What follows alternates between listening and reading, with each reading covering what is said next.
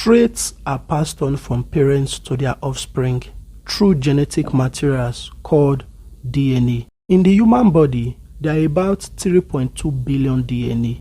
In order for this numerous amount of DNA to fit into the nucleus, they are packed into thread-like structures called chromosomes. So chromosomes are thread-like structures where genetic material are packed into in order for them to fit into the nucleus of a cell. Chromosomes are not visible, even with the aid of a light microscope. They appear to be thin thread-like structures. But during cell division, they become condensed and tightly packed, forming this popular structure we are all familiar with. So this structure occurs when a chromosome condenses during cell division.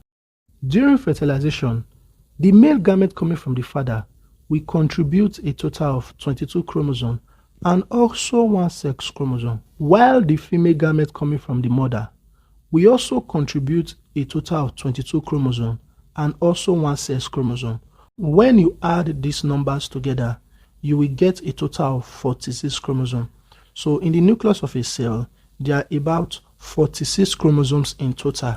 These 22 chromosomes coming each from the father and mother are called autosomes, while the one sex chromosome coming from the mother and father each are called heterosomes. So note the difference between autosomes and heterosomes. For a male child, the combination of the sex gamete is X and Y, while for a female child, the combination of the sex gametes is X and X.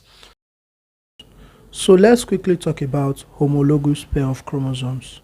This is a diagram of the total number of chromosomes in the nucleus of a human cell. There are about 46 chromosomes in the nucleus. These chromosomes don't usually stand alone. They stand in pairs. What does that statement mean? It means that similar chromosome from the mother will stand with similar chromosome from the father, forming a pair. This pair is what we refer to as homologous pair of chromosomes. This means that 23 chromosomes from the mother will stand in pairs with 23 chromosomes from the father, forming 23 homologous pair of chromosomes in the human cell. So what are now sister chromatids? During cell division, to be more specific, during interphase, each chromosome makes exact copies of itself. What does that mean? This means that each chromosome will be doubled into two, and these two are called sister chromatids. These chromatids are joined together at a point known as the centromere. This infers that initially, an homologous pair of chromosomes consists of two chromosomes, but after interphase, each of the chromosomes in the homologous pair will make exact copies of themselves, forming a sister chromatid, bringing the total number of chromatids after interphase in an homologous pair to about 4 chromatids.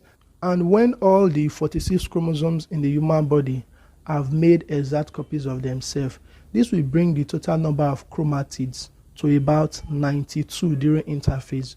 If you find this video helpful, please like and subscribe to this channel.